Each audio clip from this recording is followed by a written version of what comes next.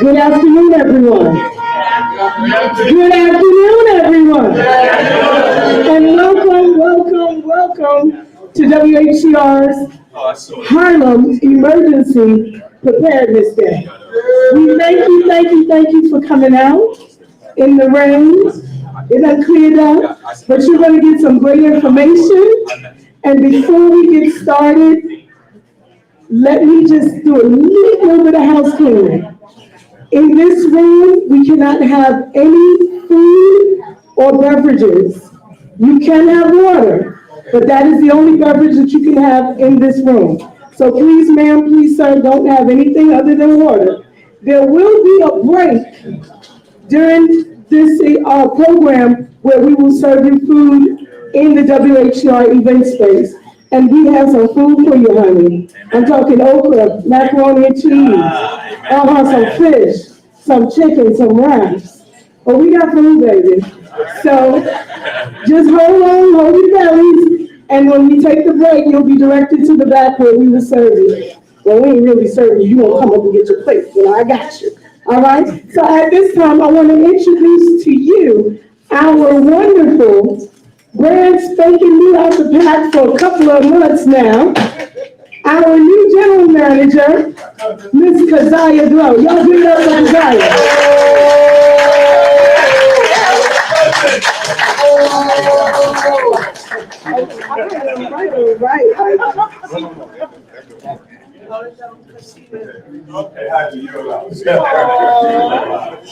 Thank you so much. See, what would I be without my team, without community? I want to thank everybody for coming here today, everybody for making this happen. My name is Keziah Glow, Keziah Sullivan Norman.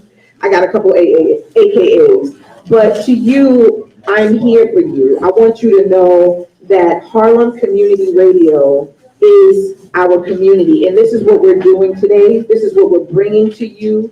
We want to talk about emergency preparedness because this is a pocket, this is a space where if you don't do it yourself, nobody's going to do it for you, right? So we have to learn how to prepare ourselves. We have New York City Emergency Management. We thank you for coming. We have HEN, we have NISM, we have Public Safety, Red Cross, ISOC, and many others here, FDNY. Why are they here? Harlem Hospital, why are they here? Because these are the structures in our community that we're going to have to depend on. When the lights go out or things happen, we don't want to be scrambling. And WHCR is the voice of Harlem. This is where we want to be able to put out all the information that needs to go out into the community. It needs to come out of WHCR, right? And where does that come from? It comes from the boots on the ground. It comes from the people that are doing the work, reporting this information to us. So even if this room is not jam-packed today, everybody in this room will leave with something. And it's your duty to go to your community, to go to your family members, to go to your space and say, you know what I learned? And we're going to build on this. And when we do it again, and when we get out in the community, we're going to keep building. Because our preparedness, we are the only ones that can save ourselves. Our preparedness is our job. It's our job. So I thank everybody for coming today. My name is Keziah Glow, Keziah Sullivan Norman, but I'm here, right? And I thank you, everybody, Stuart, for being here. Yes, I'm calling you up. Yep, I'm calling you up. So Stuart Reed is the director of the WEDC. And Stuart has been working in this space with a community of people for over 15 years. He has been working in technical videography. He's going to tell you a little bit about himself, but this is the person that can bring this together. So without further ado, I'm passing this on to you, Stuart. Thank you. Thank you, and thank you everybody for coming up. Appreciate it. As Keziah said, I'm Stu Reed. I'm the director of the WHCR Emergency Broadcast Team. We call it WEBT. And we've been around since Superstorm Sandy, when we came together because we realized we had no way to get information out about what was going on in our communities here in Harlem. Many areas flooded in East Harlem. We didn't know there were flood zones there. Everybody knows what happened in Rockaway and other areas of the city. But the major news media was not reporting what was going on in our communities. We realized we needed to have a way to collect information about what was going on out there and to get it out over WHCR radio to the community. At the time of Superstorm Sandy, I think there were just a couple people in the studio. Brother Icon over there and I think Sister Tina were in the studio for about 12, maybe 24 hours. But then after that, no one else could get in to relieve them because of the weather was so extreme. So we had to go on auto program. So what we realized, that then General Manager Angela Hart said, we got to figure out a way to communicate even when we can't come into the studio. So thanks to our team and my technical partner, Mr. Frazier over there, Mr. Doug Frazier, and others, we figured out a way to broadcast remotely so we can get messages out over WHCR 90.3 FM, even if we couldn't get into the studio. So we now have that capability. We've got folks out in the community trained on mobile radios to report back what's going on. In a disaster, you don't know what's going to work and what's not going to work. Sometimes, like in Sandy, as a matter of fact, after about 2 or 3 days, cell phone towers started to go down. They have backup batteries in those towers, but after 72 hours, boom, they're gone. So your cell phones don't work, the internet may go down. So during Sandy, the only thing that was working, like out in Rockaway, you'll hear later on from Brother Wally Abdul Norm, who was on a mobile radio network, the only thing that was working was the two-way radios. Out in Rockaway, police wasn't working, police communications was not working, FDNY was not working, internet wasn't working, phone wasn't working, but the mobile radios were working. So Wally and others got together and started to train us here at the radio station, the emergency broadcast team, in how to use these walkie-talkies and two-way radios. So we now have folks out in the community that are on point, collecting information, reporting back to each other every week about what's going on. So that's been a very, very valuable asset that we've been able to develop here at WHCR Emergency Broadcast Team. Also, that was the first year, 2013, that we put together this event, the annual Harlem Emergency Preparedness Day event. We've been doing it every year since 2013. We took a break because of COVID, 2020, 2021, but this is our 11th year. We think it's important to reach out to the community, to bring folks in, to let them know what's going on, how to prepare themselves, how to prepare their family, and what to do in emergencies. So I'm going to stop talking and bring on our first presenter. We have, as Kazai mentioned, we have folks from all over the city involved in emergency preparedness and emergency mitigation. From the Red Cross, the New York City Emergency Management, to the FDNY, who's going to later on show some CPR techniques. So there's a lot of stuff to learn and kind of get skilled, get some knowledge on. But right now, I want to bring forward folks from Harlem Hospital. There's Crystal Edwards and Miguel are going to talk to you about fire safety and other emergency preparedness activities that you should be aware of. Crystal.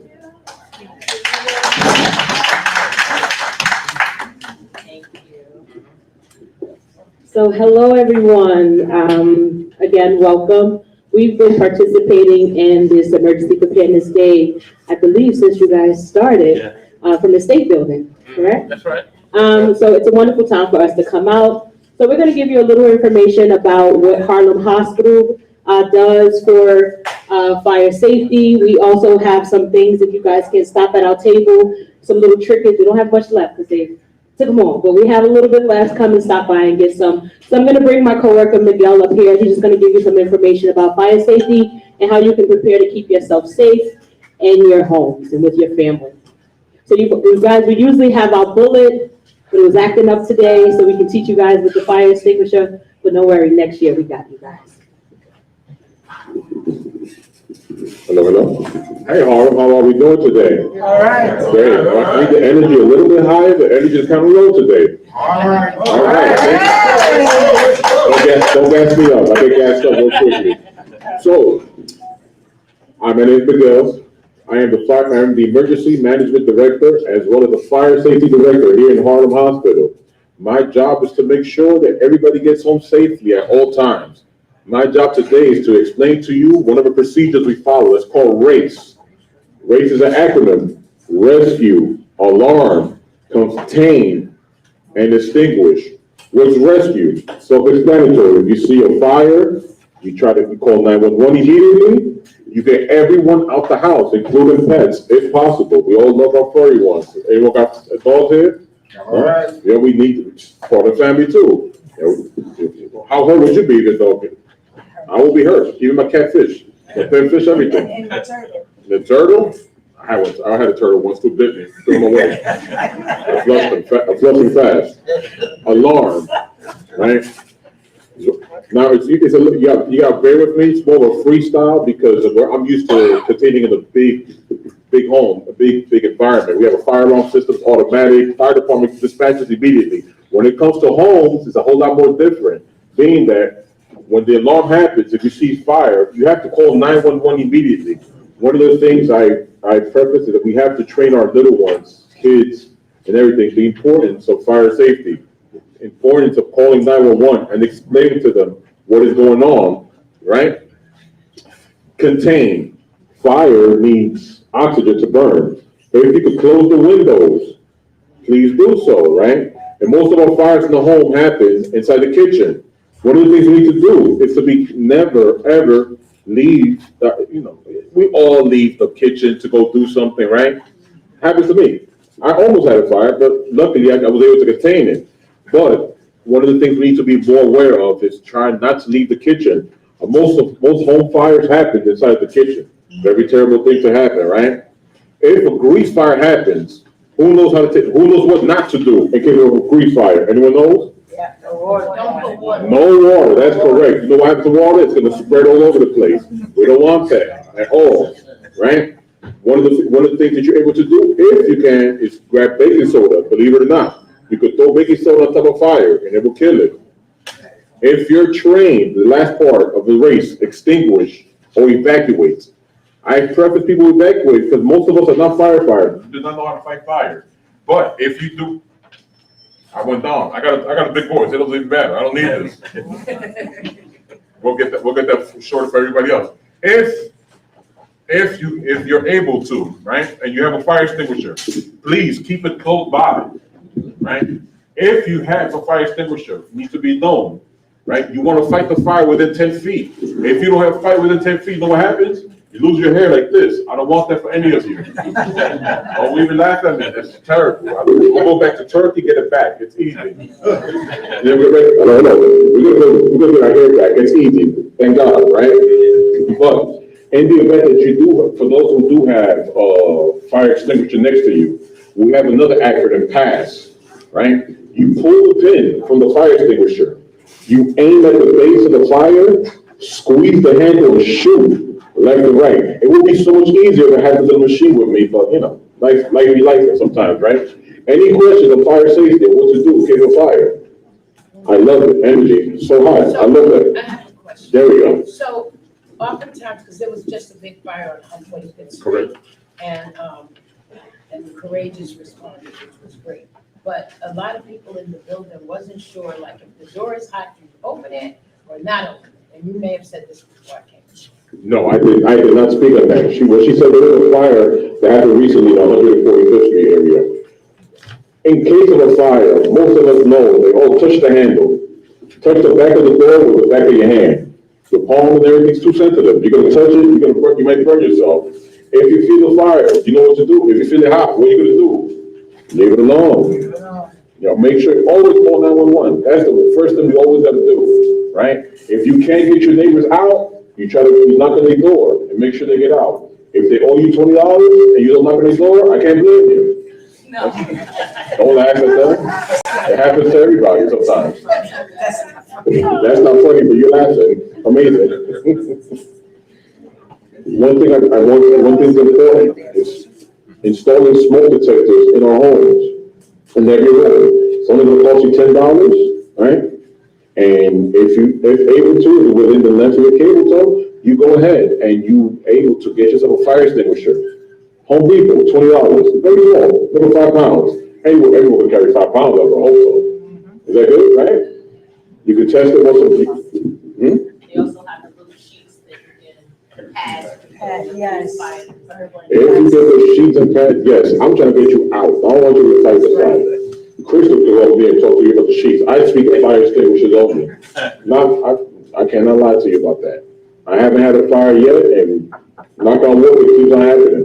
My job is to make sure everybody gets home safely and be understanding of the importance of fire safety, right? When you get a simple smoke detector, test it monthly. There's a little button that says test. You test it, you press it, make sure it beeps, keep it moving. But right now, it seems like the smoke detectors and the carbon monoxide detectors are all one. That's correct. Like $60. Less, it could be less than that, but $60. That's what I think he overcharged them. I'm not gonna lie to you, man. Good. You told me who charged them. Go get it. I don't like The that. landlord's supposed to provide that to you. The landlord is supposed to provide carbon Provide monoxide. that to you, so boy, landlord. Don't The go. landlord's supposed to provide that. Oh, no, in a to- co-op, in a co-op. Oh, okay. So Red Cross is gonna provide some information on where you guys can actually get started. You're welcome, you're welcome. So, thanks very much. I'll take some. We do them for free. Free 99, the best price ever. What else we got to do for free? So if you guys please stop by the Red Cross, Smoke alarms save lives. Working smoke alarms can cut risks of death, home fires in half. And they have, together we're installing free smoke alarms in your community. Request a smoke alarm installation today. So they have a number where you guys can reach out. I encourage everyone here to please reach out. Thank you so much for this information. Stop at the Red Cross table. I want to communicate with you guys after as well. And if you hear the beeping a lot in your house, get a new battery, get a new one. That beeping means the battery is low, the battery, right? That's one thing that happens a lot in our community. We seem to forget that when the battery is beeping, we think it's, part of a freestyle and we're ready to rhyme over the beat. We don't want to do that for ourselves, right? So, anyone have any questions? There we go, sir. I love Not it. a question, but a statement. Which I'm one? known as Hen 2 of the Harlem Emergency Network, also the poster child for the Harlem Emergency Network. I credit my still being here to all the training that I got.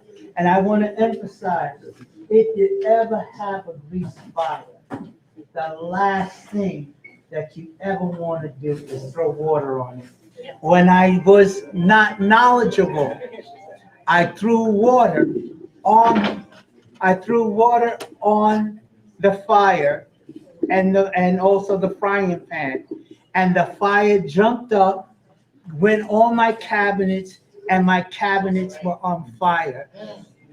I was able to get out my door and I was able to utilize the equipment in my pocket, my phone, and I was able to contact the Harlem Emergency Network and the fire department, and they came and put the fire out as I collapsed on the ground in front of my door because I was overcome by the smoke fumes.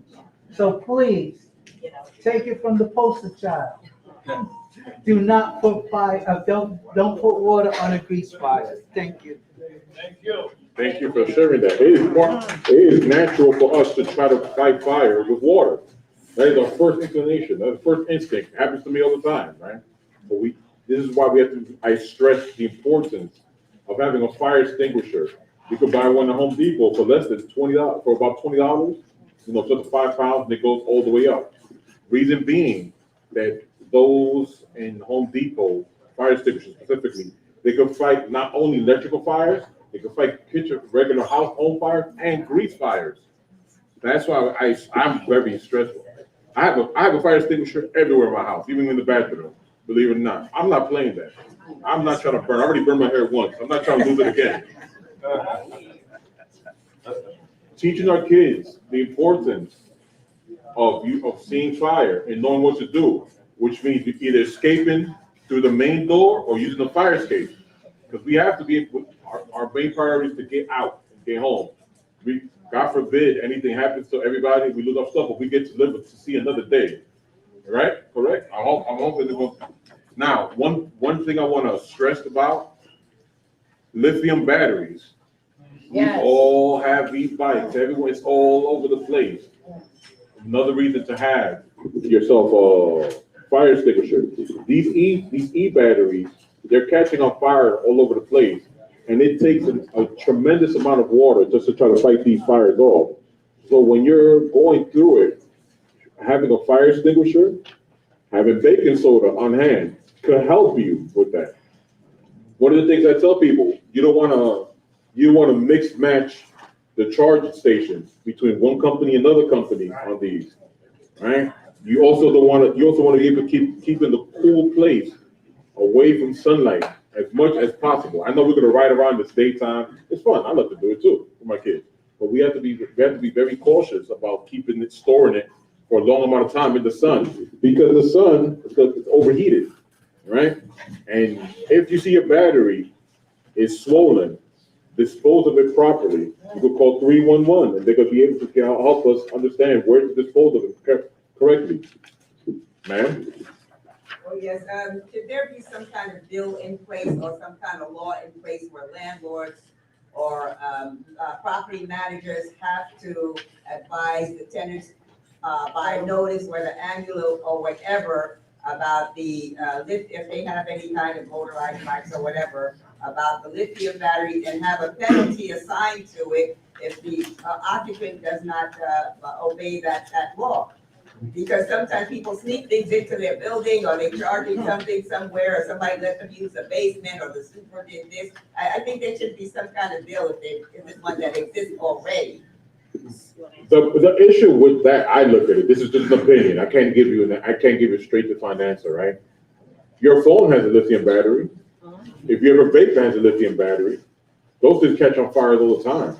Samsung phones were exploding 10 years ago. We all forgot about that now. Everyone's got a Samsung phone, but those phones were exploding left and right. So, one thing I know in the building I live in, we keep those e-bikes in the contained area. It's all brick. So if God forbid if a fire were to break out, it's gonna stay contained in that area. But there should be rules as to store, but specific to storage. There should be rules. I'm not gonna say laws, because we're all gonna break the law. But let me get Crystal to see. Yeah. So I'm quick on trying to get that information. I think that's something that everyone should definitely look up. So I kind of glazed at it, because I do remember some talks when I went to one of the community board meetings where someone brought that topic up. And I don't think currently there is something in place for the e-bikes. I know that a lot of different realtors and building owners do not want them to be in the household, but I'm also looking up online, and it says an e-bike battery becomes against the law if it's not certified by a recognized testing lab. And 2849 standard, and it is sold, rented, or leased in a New York City state. And then it does say something about FDNY is granted authority to enforce these regulations in business. So I think something is coming in the works. Hopefully it comes soon, because e-bikes is in the last 3 years, it's like everyone has them, right? They want to store them. They don't have a place to put them outside like that without them getting stolen. So I think something is definitely in the works for it. Do I know of the law right now? But I'm pretty sure it's going to happen soon, because there is talks about that. In our establishment, you cannot walk inside with or store e-bikes. We don't let that happen. Because I'm not taking a chance and raise our insurance premium, man. Where I live at in Lakeview, they do have a place for the bike. Yes. But our property is not the bike, it's the battery they take upstairs. Oh, the battery, yeah. Right. Yeah. They take them upstairs to charge them. They just have a place for them. So they take them upstairs. That's the issue with the e-bikes. They could take the batteries with them, and those same batteries happened to fire a couple months ago in the Bronx for the same thing. It puts us between a rock and a hard place. You know, how can you tell somebody what not to do, how not to charge their battery? And at least in the case of buildings, how much would it cost us out of our pocket to install the place to properly secure them, to properly charge them. These are things, these are events and things that we're gonna have to, as we go forward and technology gets better and cheaper, these are things we have to look forward to and we have to discuss among one another. Any questions? I think a good idea is that you have something written up and you can put it in the building stating that this is what causes the e-bikes and put it on each floor so when they can see it, that maybe you can put on the paper too, how can you properly store the battery and what can you do to, because it could prevent fires. 100%. Not only that, I know, like I say, in my building, if we're just not letting it go up. If you call the fire through it, you're out, you're done. We're not gonna, you're gonna sell your place. We don't want nothing to do with you no more. Your business is null and void. Ma'am, you have a question? Yeah, two things.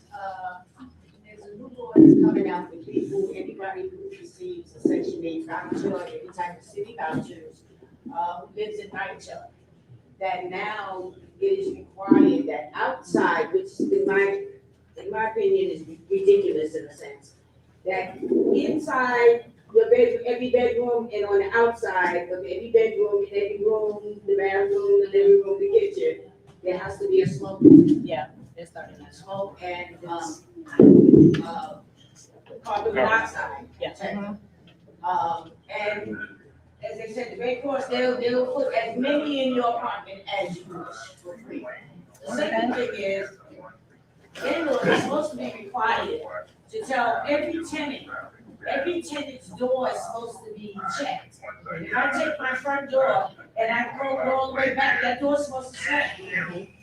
And they're not doing what they're supposed to do. The reason why so many people died in that fire at 181st Street was because when they ran out their doors, they could not close, and the smoke and the fire just spread. So you have the right to go to your landlord, tell him exactly what to do, tell him when I throw my door all the way back, it's supposed to slam and it does not. I need you to check my door to make sure. And if they don't do that, you go to your city council person and tell them you need them to come in and check your doors and talk to those landlords to protect your rights and your safety. I want to piggyback off of Lock it. Go ahead, girl. I love it. what she just said, because that was my door. And I remember I called my landlord and I told him that this door is open, so can you please come and fix my door? And I called the city councilor, in which it did happen. He did fix my door. So you are correct about that. Because I remember the fire on 22nd Street. Nobody got hurt, but it was a fire, a bad fire. And because of what happened, you know, when the mattress was brought out, people got burnt up because of that issue. I mean, you know, people's stuff, the building got burnt up because of that issue, but thank God everybody got out safe. Any more questions? Yes. So I was just gonna say, oftentimes my team and I, we respond when there are huge fires like that. And the e-bike fires are like so fast. The fire is so fast and so intense. Right up here on Broadway, there were two fires and we witnessed it. It started with smoke and it was like crazy fire coming out on 43rd Street, e-bike fire, same thing. And I think when people learn best, when they have like not maybe best, but they learn when they see it, like it's memorable to see what the fire looked like, how fast it spread, how it went from one floor to another. And so a number of buildings, and I know that you know this, had to be fully evacuated because of the amount of water damage, because the fire was so intense.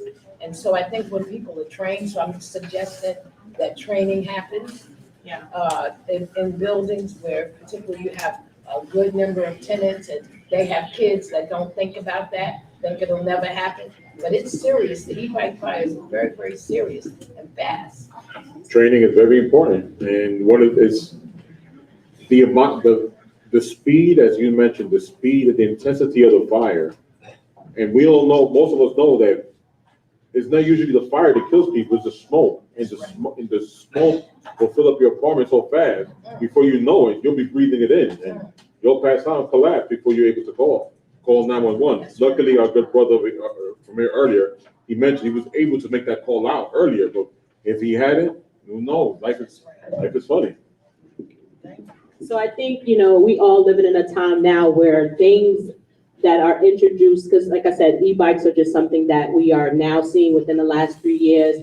I think in New York City, right now you see everyone on a scooter, an e-bike, right? I think it's in a transition probably with the state, whereas those conversations where the safety of where to keep a battery or any type of guidelines for a battery, it's in that process stage, right? It takes us to go out there and say, hey, this is what's happening in our community. We need more strict guidelines for these e-bikes, for these batteries. I think that's something that we as people who live here, right, can make it. Go to your community boards, go speak to your council people, because they are the people who can voice your voice to the people that need be to make these regulations and these laws in place, because the e-bikes are not going nowhere. They're here, right? 3 years ago, it's 1 or 2. Now you see everybody with them. All the kids have them, adults. You get your deliveries with them, right? We all like Uber Eats. They come on it, okay? So I think that's something that we need to do and look forward to. So I encourage everyone to definitely go speak to the political people and voice, hey, we need this, right? That's how we get things done. I have a question. I'm sorry, but I think it's gonna come to a point in time when we have to go to the manufacturers and not just rely on the consumer for this e-bike. So they're gonna have to put in either some kind of alarm that will not turn off until you take a certain action, or will not go forward until you take a certain action. So it's gonna have to go back to them as well, and not just us as consumers of these products. Yeah, I think it's a group effort. A lot of these manufacturers are not made in America. That's the issue. Imagine going from Alibaba and Temu and telling them, no, I need to make sure this is safe. They're gonna look at you like crazy. You're just one person out of billions. I'm not saying you're wrong. You are 100% right. That's the difference between buying American made and buying foreign. We have strict standards. You have to go through underwriting, laboratory tests and all that. Everybody else, it's just catch and go. Any questions? Go on one. Oh, sorry, sir. How are you doing? I'm doing okay, Miguel. I just want to be fair that the e-bikes manufactured batteries are good. People, when you see a battery for 100, an e-bike battery, and you see on Timo it's $20. Mayor Adams did a great video on how a battery just lit up the whole factory.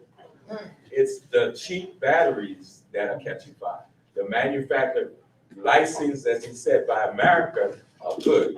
It's the cheap batteries that are burning up like crazy. They really are. But Mayor Adams, to me, is doing a great job. Our church actually gave away some e-bikes to try to exchange with people and say, we looked at your bike and it's not right. So it's people being cheap, just like landlords or owners are cheap. People want the cheapest thing. They want Temu, or they want, as he said, most of them outside. Yeah, and it's a moral integrity thing. You got to say what's the right thing to do. You want to, but I took my gas stove out. I said I don't like gas, and I don't want to be the one that the building goes up. Everybody remember that building that blew up? Yes. You don't want to be the one, and that's why I took mine out. All right. All minds clear?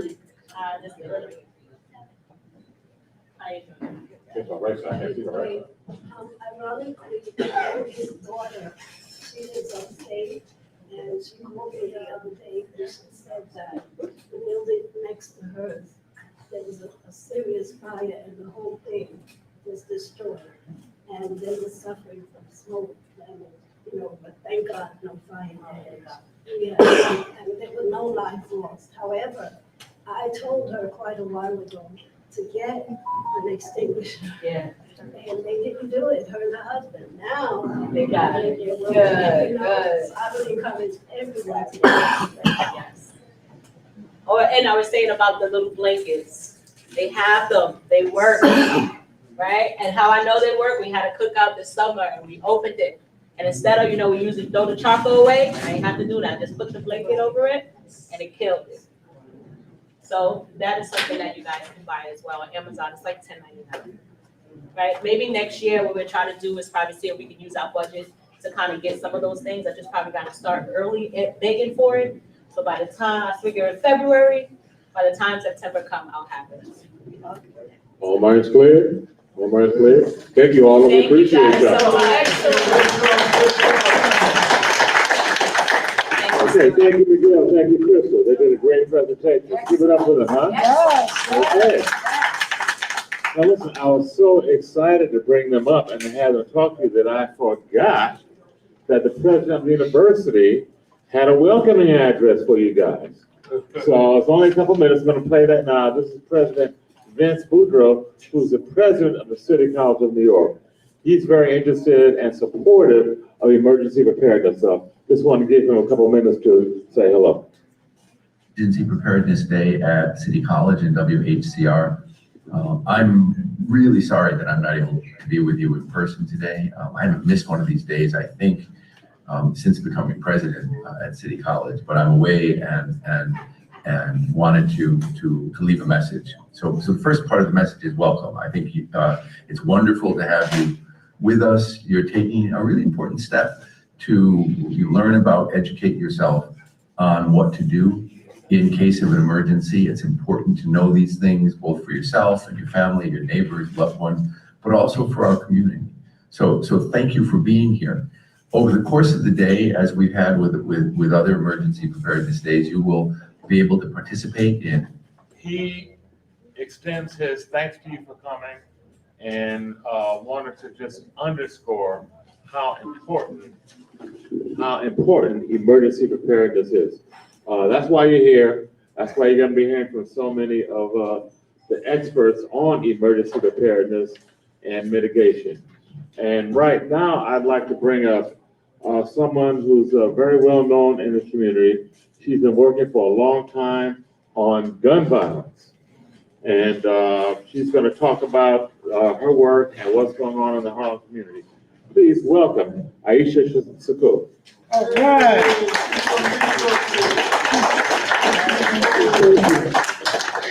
Thank you for the love. Peace, I'm a little hoarse. You know, my voice is not usually this soft. But peace and blessings. Peace and I want to blessings. say thank you to every single person that's in this room, and particularly those who respond to make us safe in so many different ways. Like, I'm excited when I hear the fire department talk about fires, right?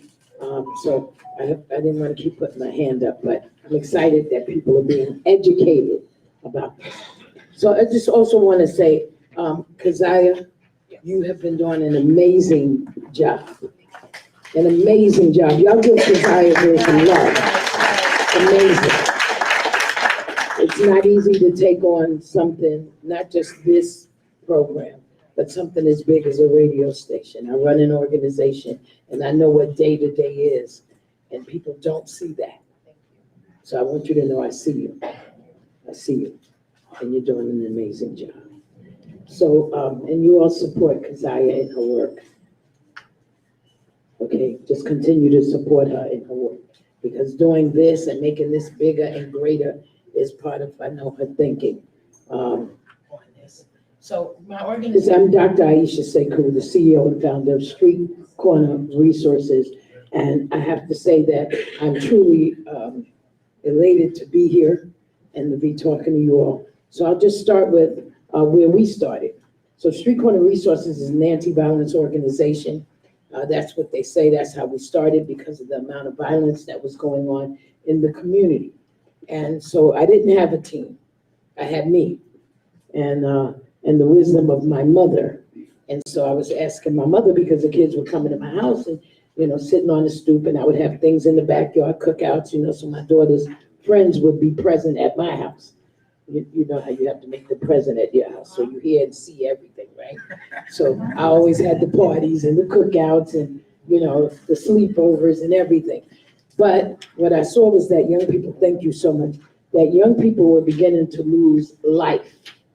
They were beginning to lose life. And it wasn't necessarily the kids that came to my house. I was running a BEGIN program, and that was Begin Employment, Gain Independence Now, a welfare to work program. I ran the educational component at first, and then I ran the entire program. And what I saw was that women from Harlem in particular that were mandated for welfare to work, this was a little while back, I ain't gonna tell you how long back, but their kids were dying, getting caught up in small gunfights. Big gunfights over small things. Let me say it right. And kids had set up sets and crews, and there were Bloods and Crips and all of that, but it wasn't all of these gangs that we see now. It was sets and crews. And so I started hearing and learning more about that through mothers who were saying, my son got shot, pray for my son, he got a bullet in his head. And I'm like, what? You know, it was just beginning to become rampant. And so I was telling my mom about it, and she said, if you don't like it, do something about it. So the something is Street Corner Resources. She named the organization, and then I'll push forward. So we didn't have any money. I did have a crate on the corner. So if people say, I remember when she had a crate on the corner, I say to them, I'm glad you still have a memory, because Street Corner Resources now has a $3.5 million city contract where we had nothing, we were sharing. Thank you. Thank you. We had nothing. We were sharing a hero on the corner, cut 4 ways for the people who were willing to be out on the street to stand against violence with these kids. So it was a struggle, for real, to just be able to get the support of people around this issue of gun violence. Because they said, you know, she crazy.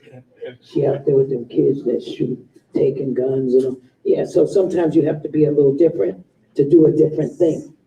Amen. And, you know, I think I was appointed to this work. Can you say amen to that part? So I say that to say that in your community, when you see something that you feel like you need to do something about it, you have to step in. Yes. Nobody's gonna save you. Yes. They're not gonna save you. So I'm grateful. That's why I'm grateful for the people who do all of the different kind of emergency work in this community. The Red Cross responded to that fire on 145th Street. I had my staff go live and I could see what they were doing, and in other places where we showed up. So I'll just tell you, I came to talk to you about community safety, public safety, and the crisis that we are trying our best to do something about and to rectify. And that's young people shooting.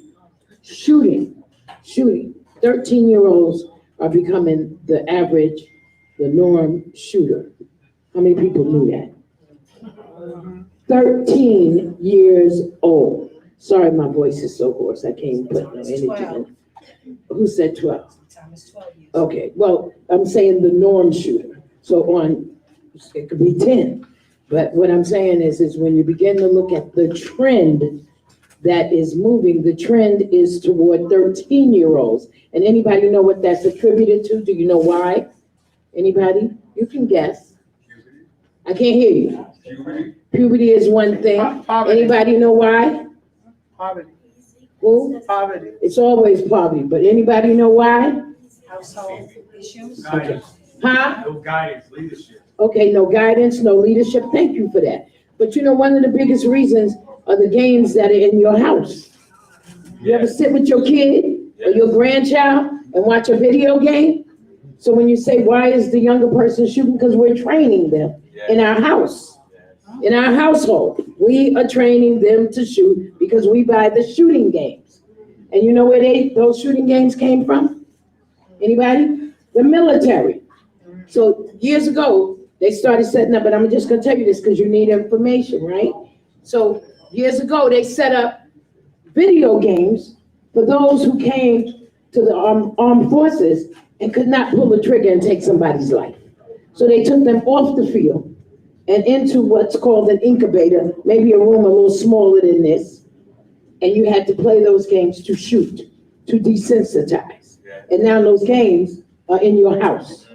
So I'm gonna just leave you with that part. But I do wanna tell you, in your community, so we're incubating the shooter. I just want you to really get that. And professionals are doing. The fathers are PhDs and this and that and da-da-da, and the kid is the killer in the room, in the back room, long as he don't say nothing or be a problem. Well, I don't worry about him because he's in the room playing a game. You better go check the game. I don't know if you heard some of these games, right? So when we talk about public safety, these young people become an issue to public safety because they have practiced shooting for 16 hours a day. longer than you work sometimes. And then you come home, you're just so glad they ain't giving you a headache. So our public safety is impacted by young people pulling triggers, and they don't have what's called consequential thinking. They don't think with consequence. You know how we used to do, sneak out at 10 o'clock in the morning, 10 o'clock at night to go to the party after mommy go to sleep. Y'all ain't do that? I was the queen of that. What, throw the clothes down, everything, right? But I didn't think about, somebody could have killed me. A lot of things could have happened. I did some crazy stuff. So that's what's happening with our kids.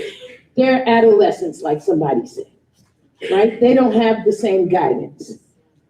And without the proper guidance in adolescence, they choose to pull a trigger at 2 o'clock in the afternoon. Or when the grandmother's coming out of the building to talk to her grandson, she gets caught in crossfire. These are real stories. Most recently, the 69-year-old one. So I'm telling you that, not to tell you a gory story. I want to give you a picture of why we have to increase our safety in our community. One of the reasons is because the shooter is younger and doesn't think about consequence, right? So they pull out the gun at any time. I want to shoot that person over there. And then they just pull out the gun and start shooting.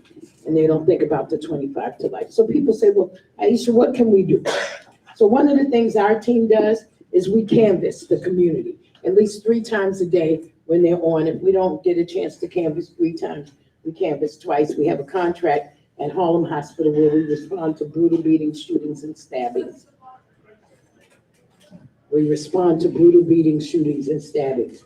So that response used to be small responses once in a while. Now it's almost daily because people come from other boroughs trying to escape the police, and they think, well, I'm gonna go to the hospital in Harlem, even though I got shot in my leg in Brooklyn, so they don't have to tell the shooting story and get arrested because maybe they caught up in something. So in addition to that, so we canvass, we respond to the hospital whenever there's a brutal beating, shooting, or stabbing. We also will collect the gun if there's a gun, and I want you to understand that. If there is a gun in the house, or you know a young person has a gun, we will make it safe to collect it.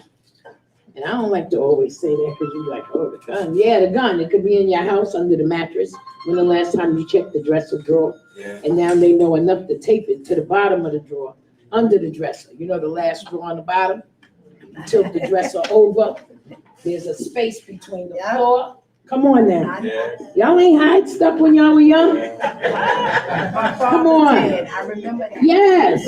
And you tape it under the dresser. So it's not really under the drawer. It's under the last drawer, under the dresser, push back. How do I know this? How do I know this? Because these kids, I know way more stuff than I want to know, but I'm glad that I know so I can educate parents, right? So we have 130 kids.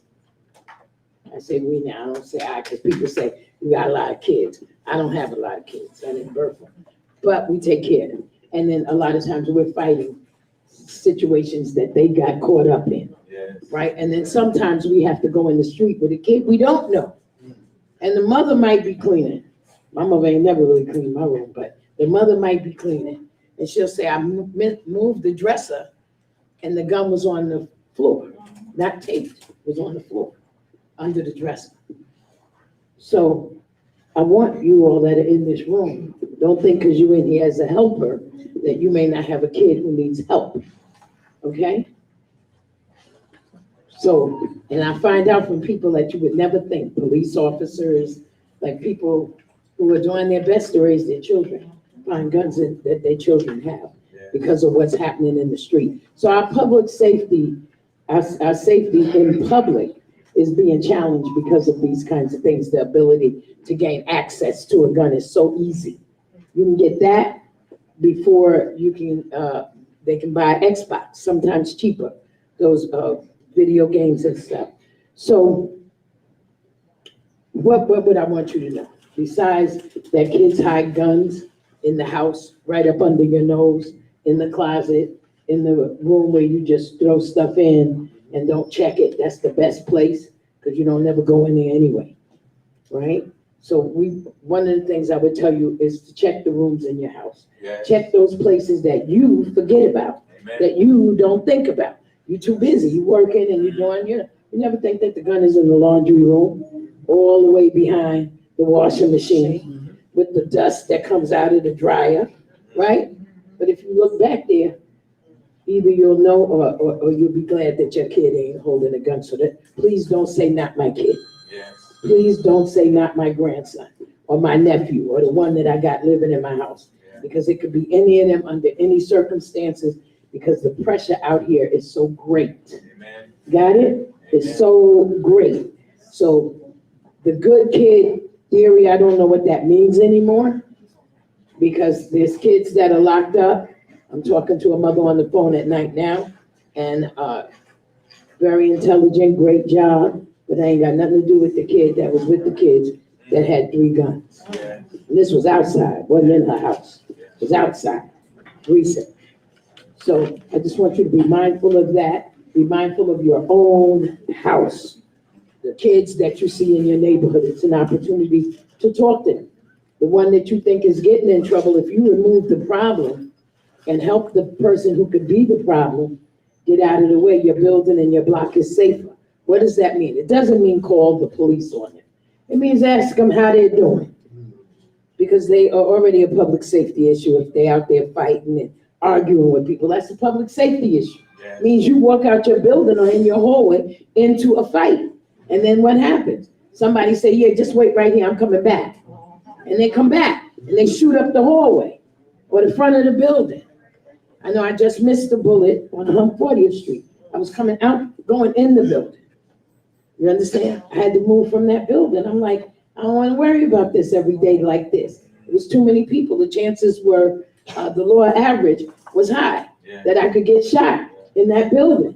So I had to move, right? So, but we don't want to have to do that. What you want to do is kind of assess and survey where you are. And even if you work with young people, and see what kind of conversations you need to be having. And if there's a young person that you see at high risk, and even people who may work with you, don't take it for granted. There are people who are paras in public schools that come from the community, have not totally transitioned into a full working mindset. So you want to just make assessment and give people support where they are. So, we need to have a conversation. You can't get mad at every single thing, because that anger and that emotion brings out the gun faster than you could ever think. Amen. I can't even bring it home any more than that. All right. So we always want to think about public safety. We always want to think about the person, and we don't want to make people wrong. So we have to be careful about that. But when we see people who react and they get angry on a high level very easy, we want to talk to them, because we want to keep the workspace, the workplace, the work environment outside, and then of course our community environment as safe as possible. And I'll say that Street Corner Resources, one of the good things is we have a mental wellness team, a team, not one person anymore, we have a team. So if you need support or help with mental health with someone, they're going through it, right? And they, I remember we had a kid that said, look, this kid stole my computer, I'm going to get this thing and I'm coming back. Well, we do some non-traditional things about if you want to leave, you don't get to leave and come back, not with us. They had in the Daily News that I held somebody against their will. You're damn right. Anybody that has a child or a mother or father would not want the shooter to leave, the person who would come back with the gun to leave to go get the gun. So that's another conversation. But, we do what is necessary to save the life. I would say to you, if you feel like you have a child that needs help and support, that's what we're here for. We're not here to judge them when they come to us.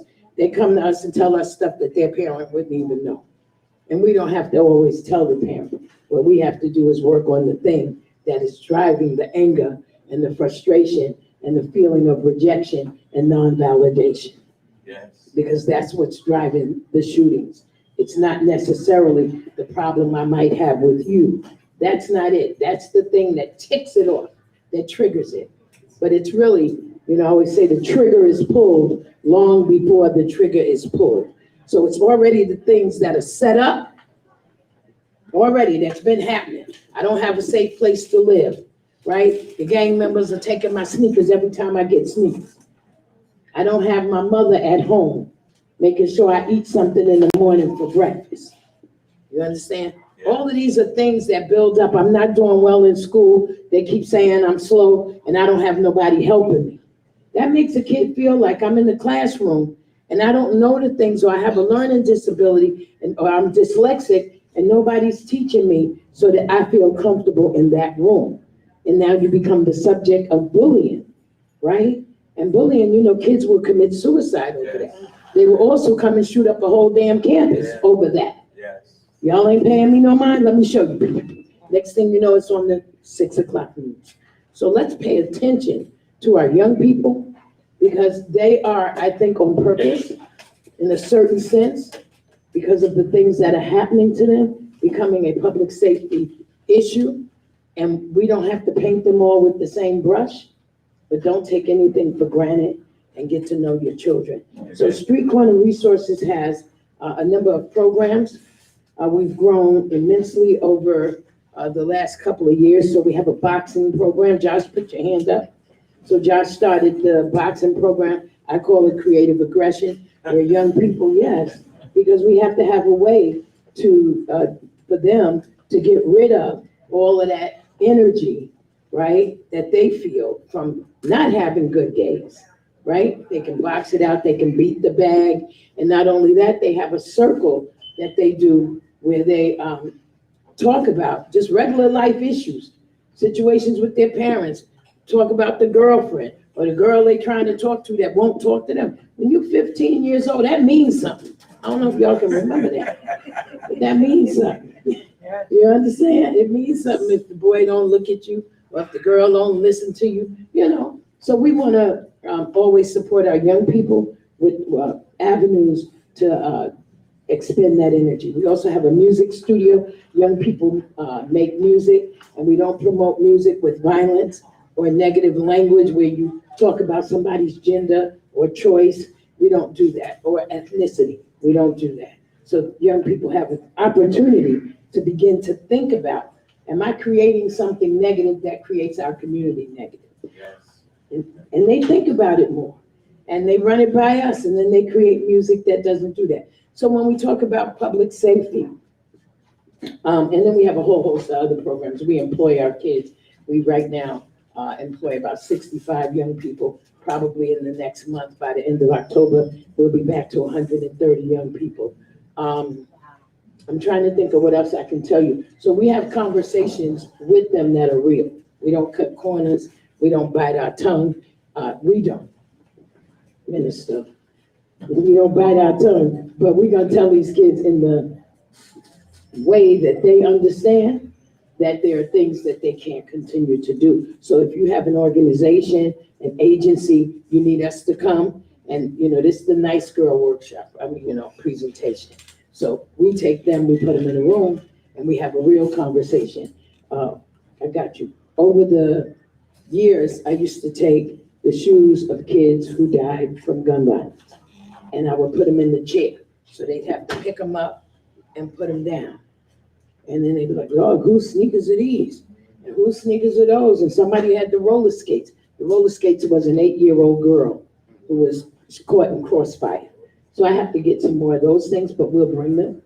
And it creates the conversation almost at the end of the workshop. Why? Because those are the sneakers of somebody who died from gun violence. Those are the roller skates of the 8-year-old girl that got caught in a crossfire with two people not thinking about what could happen when they pulled the trigger. So we have to, with these young people are a little different, because sometimes you have to have shock value with them. And we use it, and it's really all about saving their life. So I'll just tell you this, and then I'm going to ask for questions. Is that okay? So I forgot what I was going to say, so we're going to go to questions. It'll come back. I do this with no script. I have no script, so when it leaves, it leaves. So let's go. If you can explain the 130, you see you have 130 kids. Yeah. Well, okay, so good. Thank you for asking, because I didn't talk about school safety. So when we talk about public safety, I don't know, have you seen how kids gather up now after school? Do you see it? Okay, if you don't see it, go by a school tomorrow or something and just watch the dismissal. The dismissal is in big groups of kids. We call it not school safety, safe passage, right? So those big groups is your crew, your protection. We used to just run 3 or 4 of us, maybe 2. They run in 30, 40 people in the street. Go to 125th Street after school. You ever been on 125th Street after school? Right. All of the kids are like what they would say mobbed up. And then they also mob up they get on, I'm so glad they took the phones. I'm not gonna tell you how many years I've been telling them they need to take the phones from kids in public schools. They took the phones during the day, because after school, they would call all of their friends, and if they wanted to fight me, for example, it'd be 100 girls waiting to tear me apart on one person.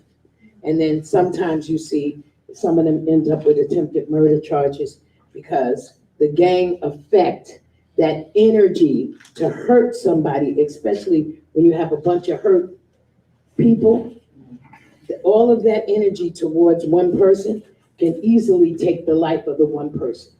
Eyeballs knocked out, crazy stuff. The skull cracked on the side because they're stomping on their head. And so I tell you this, I mean, it's even worse stuff, but cracked ribs, the whole thing.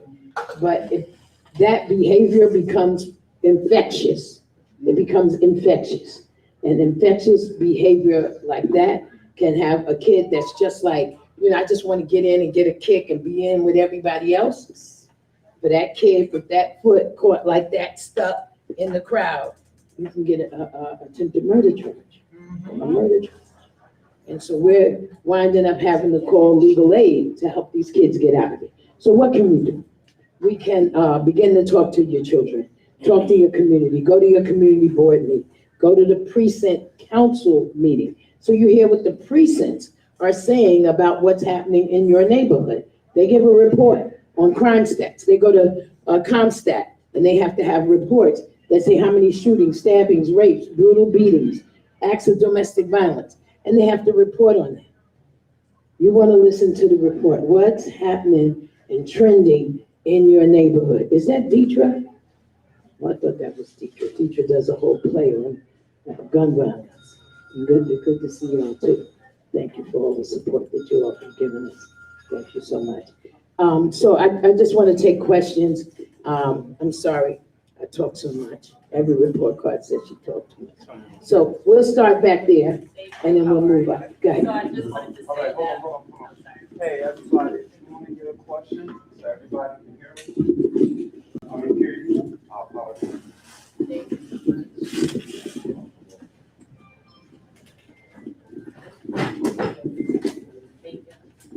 Thank you. I just wanted to say I'm familiar with your work that you do at Harlem Hospital. And I love the work that you guys do. I love the fact that you guys are opening up programs for people, because I do think these young people have a lot of time on their hands.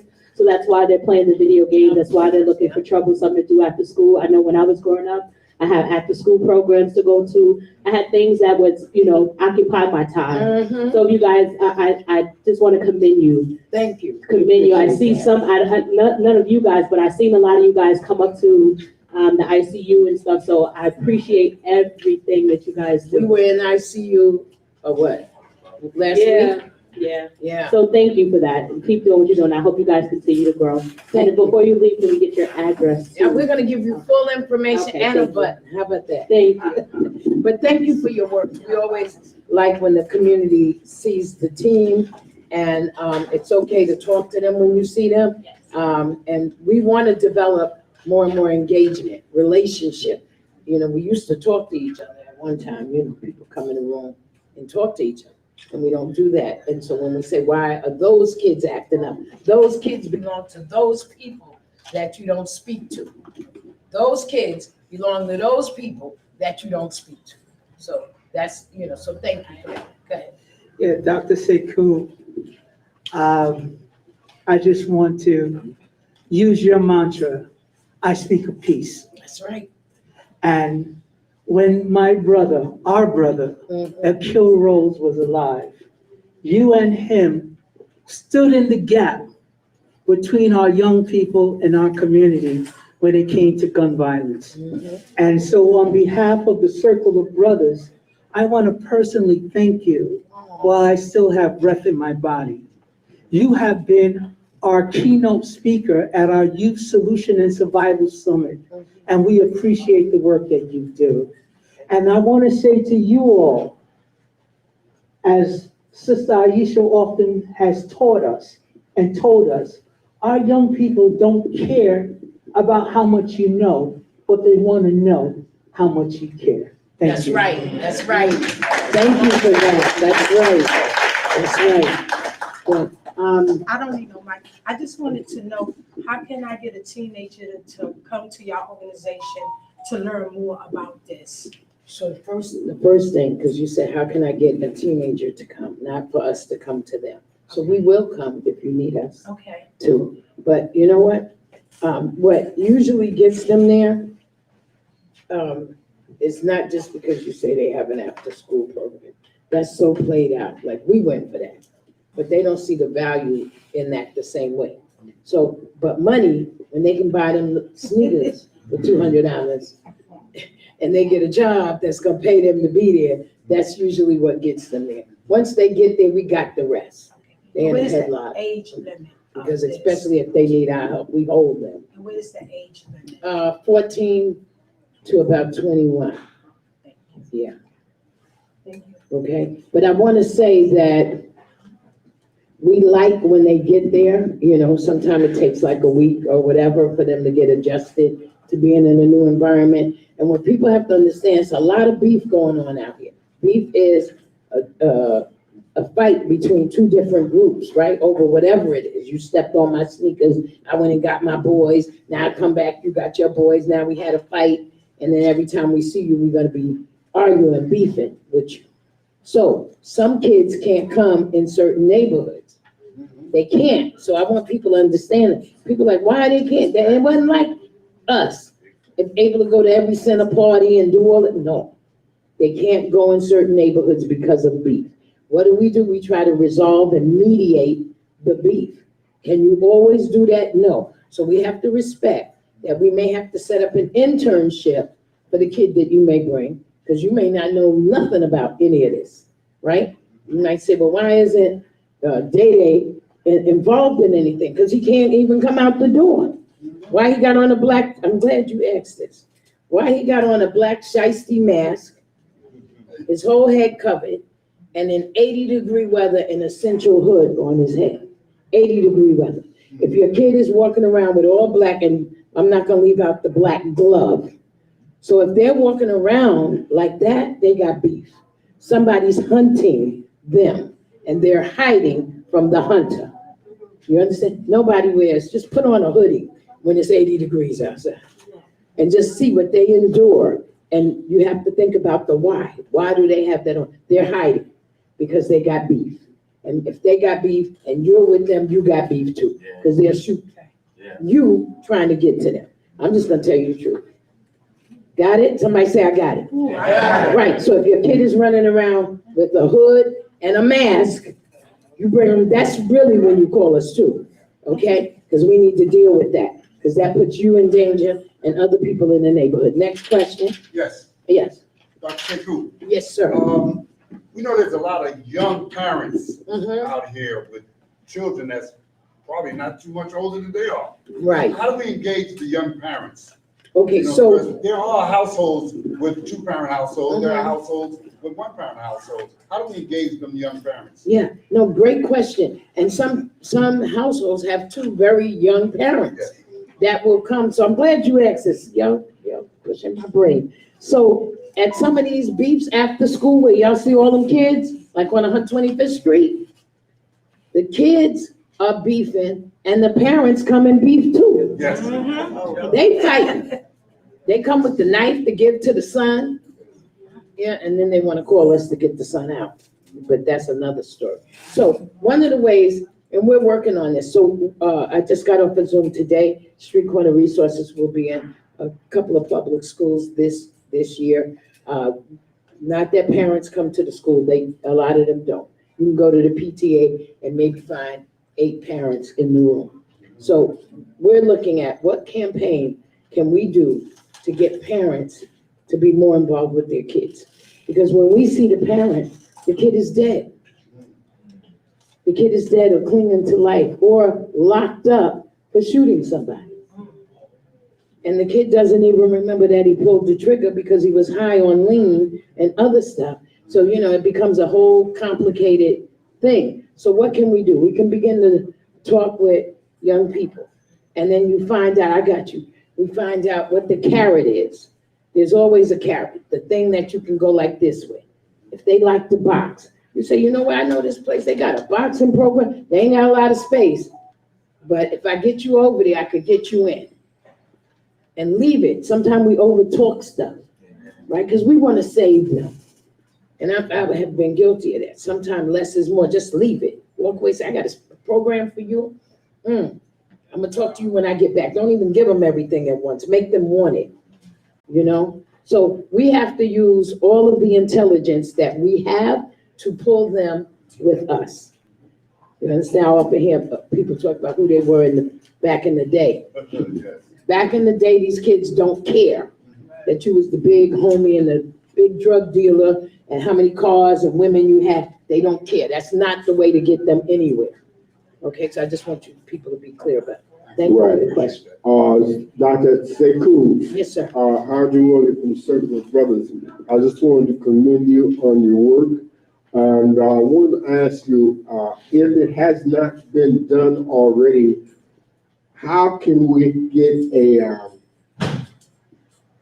a large gathering of folk from across the country who are doing, because I see folks in certain places like Texas and stuff like that, Baltimore and stuff like that, doing things similar to what you're doing. How can you bring them together and let the young folks see the power of that? Because young folks are very visual, and they see the power of that gathering, and they want to know what that's all about. Right. So let me make sure at first that I say, because I didn't say, we're funded by the Department of Youth and Community Development. And I thank our Mayor, Eric Adams, for all of the support that he gives to Street Corner Resources and the 27 other sites that receive your taxpayer dollars to do this work. So this is your taxpayer dollars at work. I want you to know that. And one of the things I did ask Mayor Adams is to make sure we had liquid money, at least some, to operate out of. Because in the city, the money is reimbursable, and I'll tell you why that's important. I can't pay people to go out and talk to your nephew or your son or get him out of school or break up the big fight on 125th Street if I don't have money to pay people, right? So I have to say that Mayor Eric Adams, we would only get like $25,000. I can't make one payroll with that. And I kept telling him we need the money to be liquid. And this year, it was $1.5 million liquid.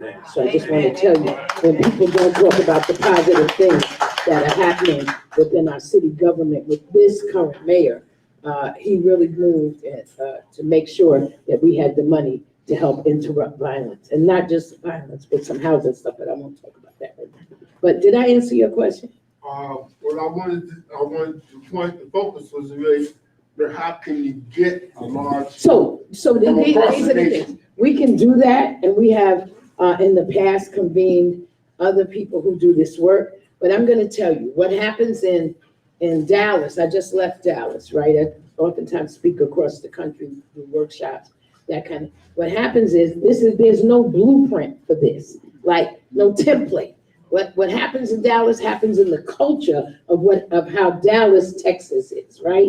And what happens in Chicago is different than it happens here. Those kids were taking headshots at 13 years ago, right? So it's a different mindset and mentality. And I don't know if I want to expose all my kids to all of that, but we can talk about how we can bring the brothers that participate and sisters that participate in this work to our young people together in this city where we know what the culture of this city is. I would be willing to do that. So we can talk about that with the Circle of Brothers. Thank sorry, Good I'm going afternoon. over because Yeah. it's almost lunchtime, eat time. Okay, We'll take one more. So Okay. we hear the current administration talking about these dangerous cities across America, Chicago, Baltimore, New York, Memphis, all of these places where they say they want to send the National Guard. But at the same time, there's articles talking about how they're cutting funding for violence interrupted programs and doing things like that. So can you speak to how important it is the vote to making sure these Yeah, come programs on. continue to, thrive? I'm glad that you raised that. Go ahead, It Nephew. sound like I planned that. So, the last time I was with the mayor, which was about a week ago, and I have to say I do support the mayor. That's me and that's my own personal choice, right? But somebody said something about Trump. It was one of the questions in the room where we were. And they asked about the cutting funds of anti-violence programs. And I think that was one of his projections, along with other youth kind of oriented programs, which I don't agree with. But the mayor said, and about the National Guard coming into New York City. The mayor's words were simply this: we have NYPD in the city, and we have street corner resources and the CMS programs here across the city. We don't need the National Guard. I'm in agreement with him. We can take care of our community. We have to activate each other because it requires that we motivate each other. I come and speak in places, just so that I can get people thinking about what we can do in our own community. We can begin even to not get rid of the police. I'm not saying that, but we can police where we live. We can check young people. I know they used to check me all the time. You're supposed to be out? Isn't it school today? And come, get in this house and do your homework. Your mother ain't home? What? So we can bring that back, and that's what our work is with engagement. It doesn't mean we don't need the police. I knew every officer in my block, Officer Nielsen, I remember them today, 4-8 precinct, all of that. But it was everybody asking the question. So I believe that funding should not be cut, whoever sits in the chair of mayor, but I'm supporting the person who's there because I have more voice with that person. I already know what they can and will do and will not do.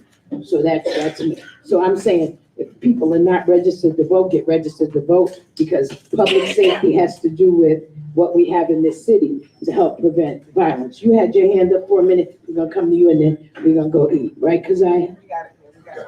Okay, I'm sorry.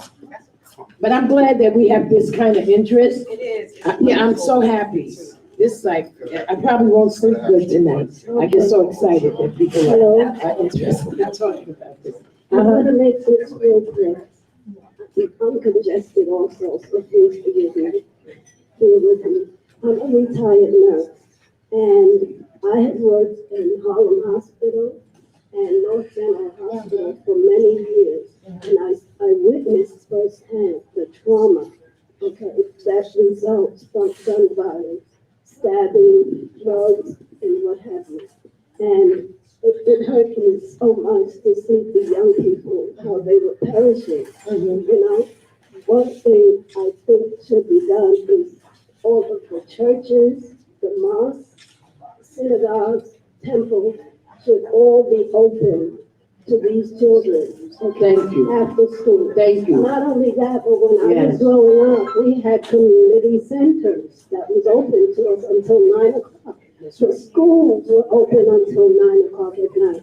And they offered basketball and tutoring and you name it, And we had a wonderful time and we were kept off the streets. Yes. And also there should be greater interdiction at the city and the state boundaries, not allowing these guns and drugs to come into our community. All right? Why is it that nobody's talking about that? We need to demand that. Thank you. So I'm just gonna say, in short, we're working on setting borders, boundaries for people coming in and out of state, up and down what's called the Iron Pipeline, where people go down south, fill their trunk up, they take what's called the straw buyers. Straw buyers, anybody that has a clean record, looks pretty clear cut. I probably wouldn't make a good straw buyer, but it's a person that can go and purchase the guns for somebody who can't. And that's happening a lot. So there are some things, I don't want to talk about everything, that are being talked about. I've been talking about this for years. I was part of trying to get legislation called micro stamping in Washington, D.C., where you stamp the bullet so it goes back to a person that says, this was Aisha's bullet that shot this person. So we're still working on micro stamping. It's been over 20 years. The NRA is very, very, very, very, very, very powerful. You understand? And so things that we want to do, it gets knocked down. So I'll say that voices are needed on things like, why are the guns coming? You need to ask that question everywhere you go and ask it fearlessly. Yeah. Yes, exactly. Come on. They do me the same way. Don't worry about that. Please. Stand up.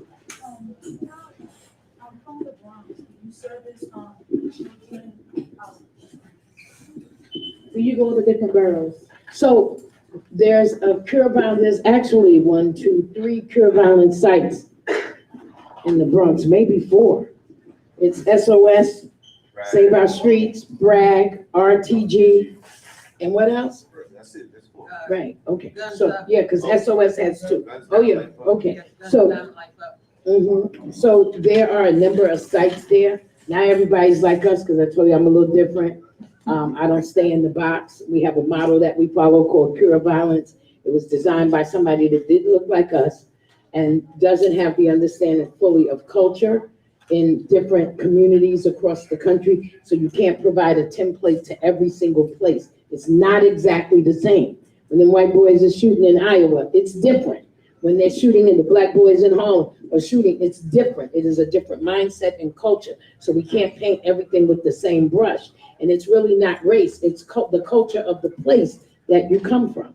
So yes, we will go to the Bronx to support those organizations in the Bronx in the work that they do. We recently had a school shooting about 2 months ago, and we were up in the Bronx. We go up in the Bronx when somebody shot, stabbed, brutally beaten, or if they say they need support in an area. We were up in the Bronx with Mayor Adams. He said, Aisha, I need you and your team up here. The team is very, very respected across the city, and we went to just provide support, and so that's what we do, okay? But we'll share our information. I think we're done. I'm a little hungry. Peace and blessings. Thank you all. I appreciate you all. Thank you. Okay, thank you. Aisha, and Follow us on Corner Instagram. Resources. Follow us on Instagram so you'll see what we're doing. If you have some ideas, If you have ideas or suggestions about things we could do, or you want us to show up at your church, your school, your house of worship, or your mosque, all you have to do is contact us. Okay, peace and blessings. Okay, thank you again. It's very important work that these folks are doing. Critical. And as you mentioned, it's community driven from the ground up. It takes all of us. We're going to take a break and for lunch. So please, if you can, I'm not going to say eat fast, but we'd like you to come back in about 30 minutes. We got a lot more stuff to talk about. We've got FDNY that's going to show some CPR demonstrations, talk about Legionnaire's disease, and much more. So, yeah. Okay, just follow the signs. There'll be somebody out the hallway that'll direct you. Yes. This young fellow right here in the gray shirt, Brother Icon. Just follow him. Just got to go down the hallway. Thanks.